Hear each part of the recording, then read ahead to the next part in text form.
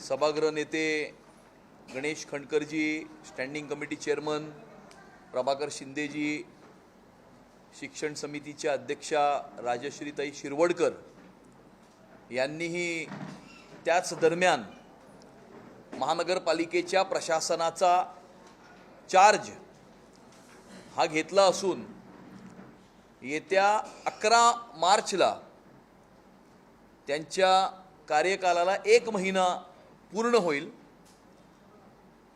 पहिल्या 100 दिवसाचा कार्यक्रम महापौरांच्या नेतृत्वामध्ये, महापौरांच्या संकल्पनेतून सर्वांची चर्चा करून हा निश्चित केलेला आहे।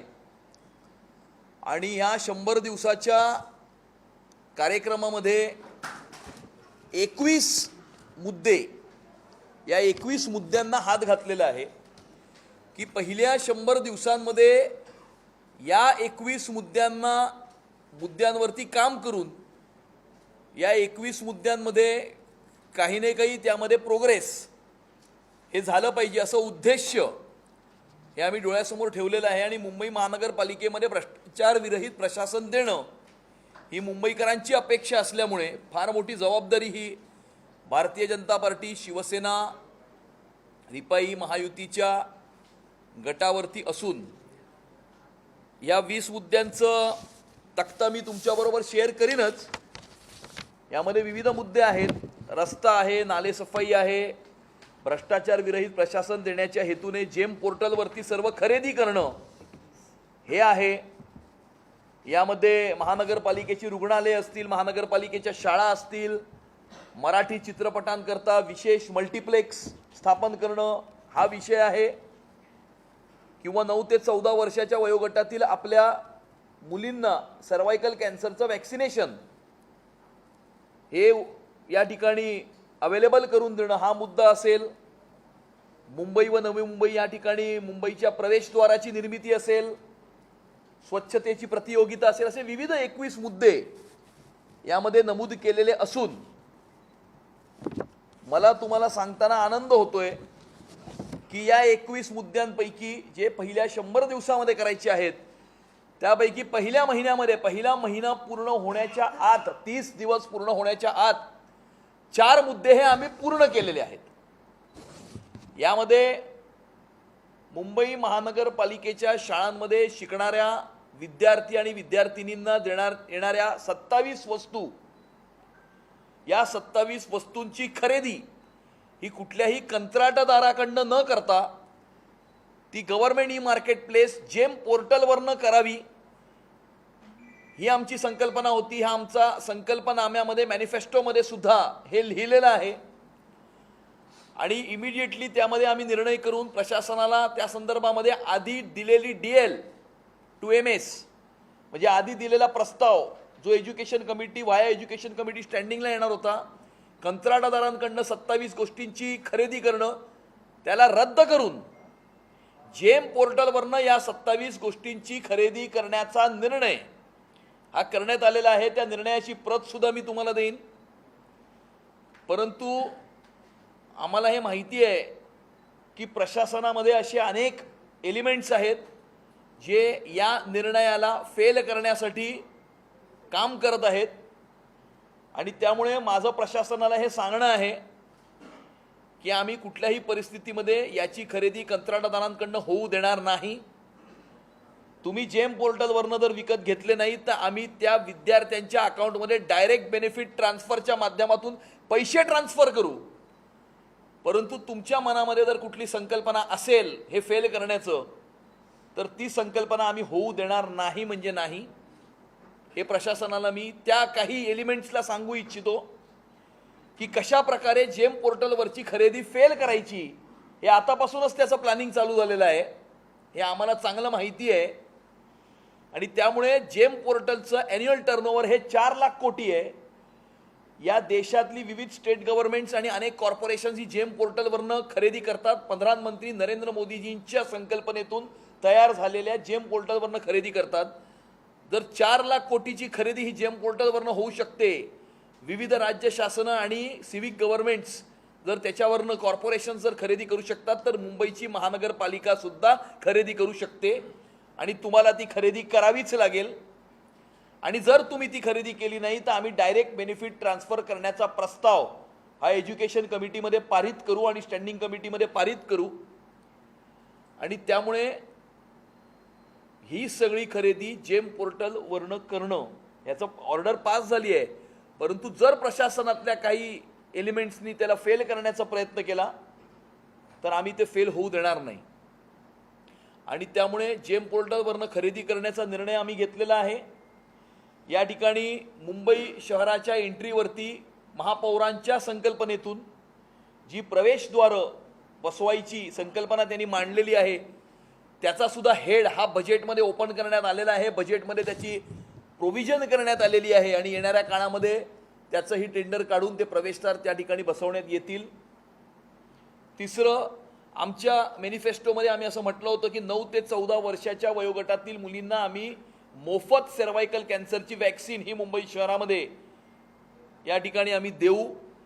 प्रधानमंत्र्यांच्या हस्ते केंद्र सरकारने जी घोषणा मागच्या बजेटमध्ये केली होती त्याची अंमलबजावणी प्रधानमंत्र्यांच्या हस्ते ही करण्यात आलेली आहे. आणि मुंबई शहरामध्ये त्या केंद्र सरकारच्या योजनेच्या अंतर्गत मुंबई महानगरपालिकेच्या वतीनं मुंबई शहरातली पहिली सर्वायकल कॅन्सरची वॅक्सिन ही आपल्या महापौर आणि उपमहापौरांच्या उपस्थितीमध्ये पहिली वॅक्सिन ही देण्यात आलेली आहे. आणि 14 वर्ष, याच्यामध्ये केंद्राची अट अशी आहे की 14 वर्षाची मुलगी झाली की तिला सर्वायकल कॅन्सरची वॅक्सिन ही देण्यात यावी. मुंबई शहरामध्ये सुद्धा ती मोहीम सुरू करण्यात आलेली आहे. त्या मोहिमेचा शुभारंभ हा झालेला आहे. या ठिकाणी आपल्या महापौरांच्या संकल्पनेमध्ये असं होतं की गेल्या 5 वर्षापासून मुंबईकर सिंहांची प्रतीक्षा करत आहे आणि त्या ठिकाणी जुनागड या ठिकाणी त्या सरकारशी बोलून त्या ठिकाणचे जे सिंह आहेत ते आपल्या या राणीच्या बागेमध्ये या ठिकाणी घेऊन येण्यासाठीही महापौरांनी आपला पाठपुरावा सुरू केलेला आहे. त्यालाही यश येत आहे. आणि त्या ठिकाणी जुनागडच्या लोकल ॲडमिनिस्ट्रेशनची आणि गुजरातच्या सरकारशी चर्चा ही ऑलरेडी त्यांनी सुरू केलेली आहे. त्यामुळे हा 21वा मुद्दा होता. या 21 पैकी हे 4 मुद्दे या ठिकाणी, हो हां 4 आहे, 5वा झाला मग आता. या ठिकाणी 4 हे पूर्ण झाले. 5वा यांनी मला आठवण करून दिली की आमच्या मॅनिफेस्टोमध्ये असं होतं, आवाज मुंबईकरांचा संकल्प भाजपचा या मोहिमेच्या अंतर्गत सिने अभिनेते अक्षय कुमार यांनी जी आम्हाला एक संकल्पना मांडली होती की मुंबईतल्या सर्व परिसरांमध्ये स्वच्छतेची कॉम्पिटिशन, प्रतियोगिता ही असली पाहिजे, त्याची सुद्धा अनाउन्समेंट किंवा घोषणा ही महापालिकेने केली असून त्या ठिकाणी थर्ड पार्टी एजन्सी अपॉइंट करण्याची प्रक्रिया सुरू करण्यात आलेली आहे. एक न्यूट्रल थर्ड पार्टी एजन्सी जी या प्रतियोगितेचं निरीक्षण करेल, त्याचं इव्हॅल्युएशन करेल आणि 1 वर्षाच्या नंतर त्याचे जे काही अवॉर्ड्स आहेत ते त्याची पारितोषिकही देण्यात येतील. त्यामुळे ती सुद्धा आमच्या मॅनिफेस्टोचा भाग होता. या 21 पैकी 5 कुठली गेली? IIT बॉम्बे पण आपण नाले सफाईवर थर्ड पार्टी ती पण झाली. नाले सफाईवर IIT तुंबणं, पाणी तुंबणं थर्ड पार्टी ऑडिट 6वं काम सांगतायत महापौर. आणि त्यामुळे नाले सफाईवरती मॅनिफेस्टोमध्ये आम्ही असं म्हटलं होतं की मुंबई शहराच्या पाणी तुंबण्यावरती या ठिकाणी तोडगा करण्याच्या दृष्टिकोनातून मुंबई शहराच्या टोपोग्राफीचा अभ्यास करून कायमस्वरूपी यामध्ये सोल्युशन हे काढलं गेलं पाहिजे. आणि त्यासाठी आम्ही IIT बॉम्बेला अपॉइंट करू, IIT बॉम्बेच्या नेतृत्वामध्ये स्टडी ग्रुप अपॉइंट करू. तो अपॉइंट करण्याच्या दृष्टिकोनातून सुद्धा महापौरांनी या ठिकाणी त्याची अंमलबजावणी सुरू केलेली आहे, त्याची प्रोसेस ही सुरू केलेली आहे. आणि त्यामुळे पहिल्या 100 दिवसामध्ये करण्याच्या 21 उद्देश जी आम्ही ठरवली होती त्यापैकी सुमारे 6 उद्देश ही 30 दिवस पूर्ण होण्याच्या आत ही आम्ही मार्गी लावलेली आहेत. आणि त्यामुळे नक्कीच येणाऱ्या काळामध्ये मुंबईकरांना भ्रष्टाचार विरहित प्रशासन देणं. या ठिकाणी अजून एक जो 21 ह्याच्यामध्ये नव्हता, परंतु मी तुम्हाला सांगतो की वीरमाता जिजाबाई उद्यान या ठिकाणी झू करण्यासाठी जे एक टेंडर काढण्यात आलेलं होतं, मला अशी माहिती मिळाली होती की ते रिक करण्यात आलेलं होतं. विशिष्ट कंपनीला काम देण्याच्या दृष्टिकोनातून या ठिकाणी मी पत्र देऊन त्या ठिकाणी हे फार चांगला प्रोजेक्ट आहे कॉर्पोरेशनचा आणि कॉर्पोरेशनचा एक प्रेस्टिजियस प्रोजेक्ट त्या ठिकाणी व्हावा आणि त्या ठिकाणी ग्लोबल टेंडर काढून इंटरनॅशनल कंपनीज, आंतरराष्ट्रीय स्तरावरती काम करणाऱ्या एजन्सीजला इन्व्हॉल्व्ह करून त्या कामामध्ये इन्व्हॉल्व्ह करावं. मुंबई शहरामध्ये रस्ते बांधणारे, पुलं बांधणारे आणि नालेसफाई करणारे यांनी झूचं काम करू नये.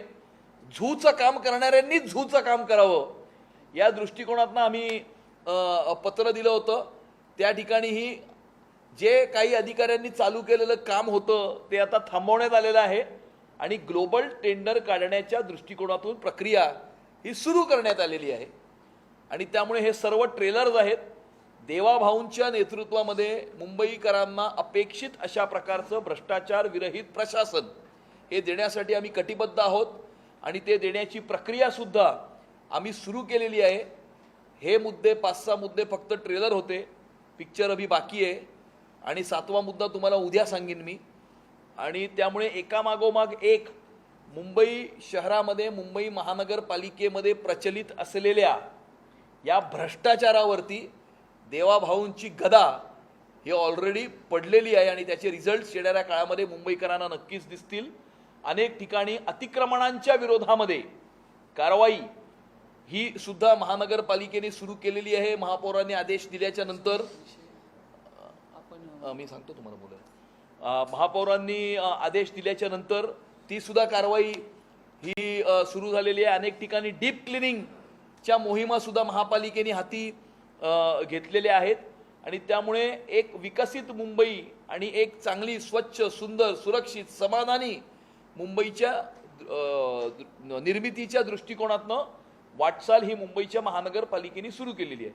मी महापौरांना विनंती करतो की त्यांनीही मला संबोधित करावं.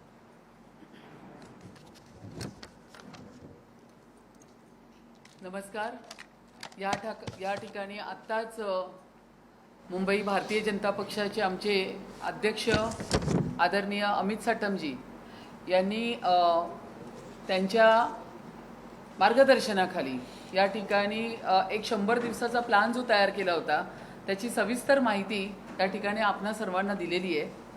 अजून एक मी विषय त्यांना सांगत होती, सगळ्याच गोष्टी त्यांनी घेतलेल्या आहेत, पण जो हॉकर्सचा मुद्दा होता आणि आपण ठरवलं होतं जे ऑफिशियल हॉकर्स आहेत, ज्या पद्धतीने आपण मुंबईच्या फुटपाथवरती अनधिकृत बांगलादेशी हॉकर्स त्याच्यावरती काम करण्याची मोहीम सुरू केलेली आहे, पण त्याचबरोबर जे आपले पीच लायसन्स असलेले ऑफिशियल हॉकर्स आहेत, मग त्यांचं पुढे काय, तर त्याच्यामध्येही अध्यक्ष महोदयांना मी तेच सांगत होते की हा तुमचाच मुद्दा आहे की त्या ठिकाणी अर्थसंकल्पामध्येही ती तरतूद केलेली आहे आणि त्यांना येणाऱ्या काळात जे ऑफिशियल हॉकर्स आहेत त्यांना विक्रेता प्रमाणपत्र आणि त्यांच्या गळ्यामध्ये जो ID कार्ड असणार त्याच्यावरती QR कोड असणार. त्या QR कोडमध्ये जर QR केल्यानंतर ऑफिशियल हॉकर्स जो आहे त्याचं नाव, त्याचा पत्ता, त्याचा आधार कार्ड, त्याचं विक्रेता प्रमाणपत्र, त्याचं पॅन कार्ड असं इत्थंभूत असलेली पूर्ण माहिती त्याच्या QR मध्ये असणार आणि त्याचंही हेड आपण अर्थसंकल्पामध्ये सुरू केलेलं आहे, ओपन केलेलं आहे.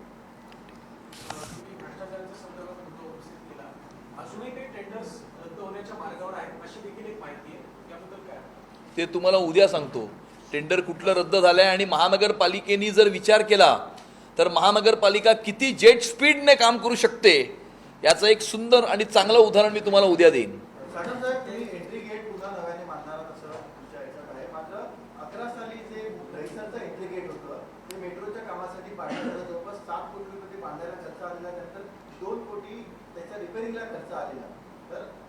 आता पुन्हा एंट्रीगेट का बांधलं जातं आणि यावेळेला तरी पाडायची व्यवस्था येणार नाही, सगळं विचारपूर्वक करून बांधलं जाईल. नक्कीच सर्व विचारपूर्वक करून बांधलं जाईल आणि मुंबई शहर हे जगातलं एक आंतरराष्ट्रीय दर्जाचं शहर असून या शहरामध्ये प्रवेश करत असताना आपण एका आंतरराष्ट्रीय दर्जाच्या, आंतरराष्ट्रीय ख्यातीच्या शहरामध्ये प्रवेश करत आहोत आणि त्यामुळे महापौरांची अशी संकल्पना होती की अशा प्रकारचं एक प्रवेशद्वार मुंबईच्या एंट्रीवरती या ठिकाणी निर्माण करण्यात यावं आणि ते नक्कीच निर्माण करण्यात येईल. आणि येणाऱ्या काळामध्ये आता तुम्ही जो उदाहरण दिलं, आता स्पेसिफिक कुठल्या तरी इन्फ्रास्ट्रक्चरच्या कामाकरता जर काही डागडुजी किंवा शिफ्टिंग किंवा तर असं ह्या गोष्टी घडतच असतात. ह्या गोष्टी घडणार आहेत म्हणून आपण कुठल्या नवीन गोष्टी निर्माण करण्याच्या थांबवत नाही. आणि त्यामुळे ह्या गोष्टी घडत असतात आणि नवीन गोष्टींची निर्मिती ही सुरू असते. एक तर पहिलं आहे तर आपण बेस्ट आपली जी बेस्ट आहे त्याची हालत खरंच म्हणजे खराब झालेली आहे. त्यासाठी काही विजन आहे का आपल्या पुढच्या 5 वर्षात काय सांगा? सांगतो ना, सगळं आज सांगितलं तर कसं चालेल. त्यामुळे 21 मुद्दे पहिले घेतलेत, 21 पैकी 6 पूर्ण केलेत. येणाऱ्या काळामध्ये नक्कीच BST ला सस्टेनेबल करण्याच्या दृष्टिकोनातून आपण म्हटलंय आपल्या बेस्ट उपक्रम सशक्त शाश्वत करण्यासाठी उपाययोजना. शाश्वत म्हणजे हे तुम्हाला शेअर करतो मी हा कॉपी.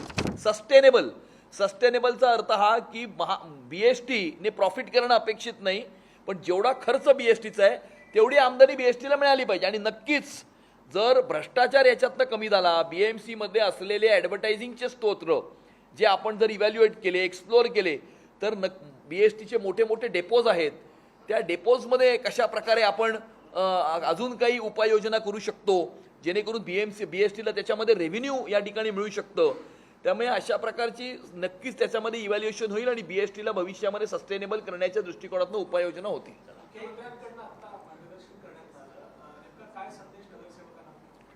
नाही, माननीय मुख्यमंत्र्यांनी नगरसेवकांना हाच संदेश दिलेला आहे की मुंबईकरांनी मोठ्या आशा अपेक्षांनी ही एवढी मोठी जबाबदारी ही भारतीय जनता पार्टी, शिवसेना, रिपाई महायुतीवर टाकलेली आहे.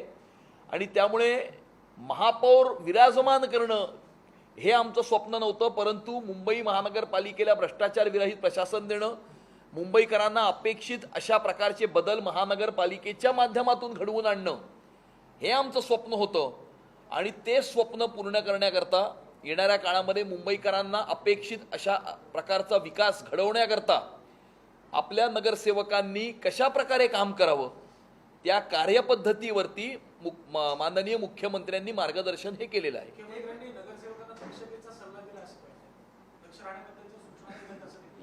नाही, दक्ष तर राहिलंच पाहिजे, सगळ्यांनी दक्ष राहिलं पाहिजे. आणि त्यामुळे येणाऱ्या काळामध्ये मुंबई महानगरपालिकेमध्ये भ्रष्टाचारावरती जी एक गदा आम्ही आणणार आहोत, याच्यातनं अनेक लोक अस्वस्थ होणार आहेत, अनेक लोकांना त्रास होणार आहे. 25 वर्षाची प्रचलित अशा प्रकारच्या ज्या पद्धती होत्या, ज्याला महाराष्ट्राचे एकेकाळचे मुख्यमंत्री विलासरावजी देशमुख यांनी महाराष्ट्राच्या विधानसभेमध्ये ही स्टँडिंग नाही अंडरस्टँडिंग कमिटी आहे, त्या स्टँडिंग कमिटीतला अंडरस्टँडिंग कायमचं खतम करण्याचा निर्णय हा भारतीय जनता पार्टी, शिवसेना, महायुतीने घेतलेला आहे. अनेक लोकांना त्याचा त्रास होईल, अशा त्रास होणाऱ्या लोकांपासून दक्ष राहायचं आहे. सर, एक प्रश्न असा आहे की फेरीवाल्यांचा मुद्दा तुम्ही म्हटलात, मॅडमनी म्हटलं, त्याच्यामध्ये बांगलादेशी फेरीवाले किंवा जे अनधिकृत आहेत ते गेल्यानंतर ती जागा, ती स्पेस मोकळी होणार आहे. त्यामुळे येणाऱ्या मराठी तरुणींना ज्यांना या क्षेत्रात यायचं त्यांच्यासाठी हे ऑप्शन असणार लायसन्स. असं आहे की जे एलिजिबल फेरीवाले आहेत, ज्यांचा सर्वे झाला आहे, जे पात्र आहेत, अशा पात्र फेरीवाल्यांना हॉकिंग झोन्समध्ये या ठिकाणी लायसन्सेस देण्यात येतील. हॉकिंग झोन्समध्ये त्या ठिकाणी त्यांना बसवण्यात येईल. आणि बाकी सगळे areas other than Hawking zones हे नॉन हॉकिंग झोन्स असतील.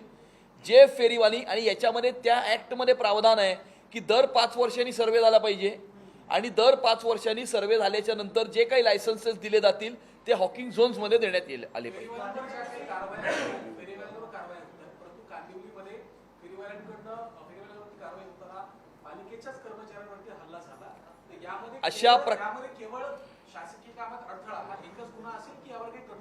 याच्यावरती कठोर कारवाई करण्यात येईल. कारण मुंबई शहरामध्ये एक माफिया काम करतो आणि मुंबई शहरामध्ये एक पॅटर्न काम करतो. आणि या ठिकाणी बाहेरून इल्लिगल इमिग्रंट्सला आणायचं. काही मुंबई शहरात असे लोकप्रतिनिधी आहेत जे त्यांचे आधार कार्ड, पॅन कार्ड आणि वोटर कार्ड बनवून देतात आणि त्यांना उपजीविकेकरता अशा प्रकारचे धंदे लावून देतात आणि मग त्यांना पॉलिटिकल प्रोटेक्शन देतात. आणि मग कायद्याच्या अधीन राहून जेव्हा कारवाई होते तेव्हा अशा प्रकारची दादागिरी करून कायद्याने चालू असलेल्या कारवाईमध्ये अशा प्रकारचे अडथळे निर्माण आणतात. महानगरपालिकेच्या शासनाच्या किंवा पोलिसांवर जर अशा प्रकारे जर कोणी हल्ले करणार असेल तर ते हल्ले खपवून घेतले जाणार नाहीत. कायद्याच्या अधीन राहून त्यांच्यावरती कडक कारवाई ही करण्यात येईल.